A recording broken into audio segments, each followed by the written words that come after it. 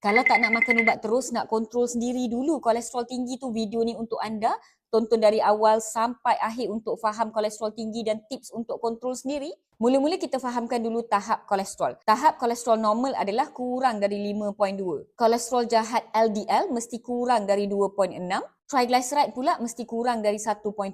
HDL atau kolesterol baik mesti lebih daripada 1.2. Untuk faham kenapa ada kolesterol baik lah, jahat lah apa semua, bayangkan LDL ni macam lori bawa lemak dalam badan kita. Masalahnya, lori LDL ni jenis pemalas. Dia suka buang muatan dekat tepi jalan, iaitu dekat dinding saluran darah kita. So, apa jadi bila LDL tinggi? Yang pertama, saluran darah tersumbat. Lemak tu melekat dekat dinding saluran darah kita macam sinki yang penuh dengan minyak. Yang kedua, serangan jantung atau stroke. Bila plak lemak pecah, ia boleh menyebabkan blok saluran darah jantung, yakni serangan jantung, atau blok di saluran darah otak, iaitu stroke. Senang ceritalah, LDL ni macam lori sampah yang buang sampah merata-rata.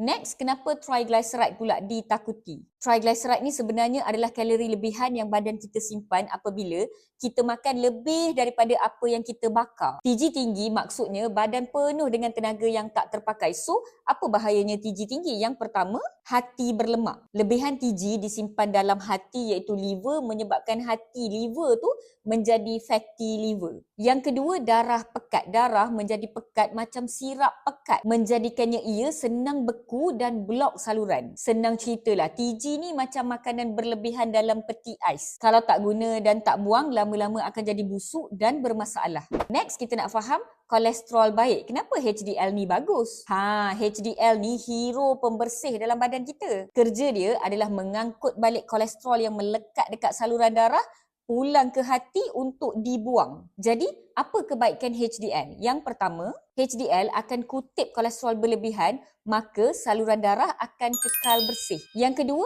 lawan radang. HDL akan halang LDL dari bertukar menjadi versi yang lebih bahaya, iaitu oxidized LDL. Senang ceritalah, HDL ni macam lori sampah yang betul-betul buat kerja. Angkut sampah dan buang kat tempat yang sepatutnya.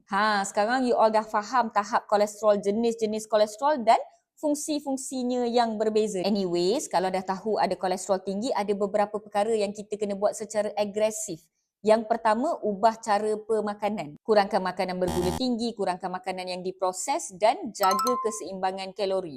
Yang kedua, kurangkan stres, kawal emosi dan kemarahan. Yang ketiga, lakukan aktiviti fizikal. Kena buat senaman paling kurang 30 minit sehari, 3 kali seminggu. Nak buat lebih boleh tahu, tapi janganlah kurang. Dan yang keempat, yang paling penting, dapatkan nasihat doktor secara face to face. Sama ada nak makan ubat atau tidak, itu hak anda, terpulang kepada anda. Tapi anda kena faham risiko dan manfaat anda secara peribadi dari doktor yang berdaftar dan bertauliah. So sekarang you all dah faham tak tentang tahap kolesterol dan juga tips untuk kontrol sendiri? Ada tak apa-apa soalan lagi yang nak saya terangkan? You all boleh tanya di ruangan komen, saya akan jawab apa yang mampu. Semoga video ini memberi manfaat kepada anda pendengar dan saya pencerita. Video berbentuk pendidikan kesihatan ini dibawakan khas untuk anda oleh Celoteh Dr. Mala.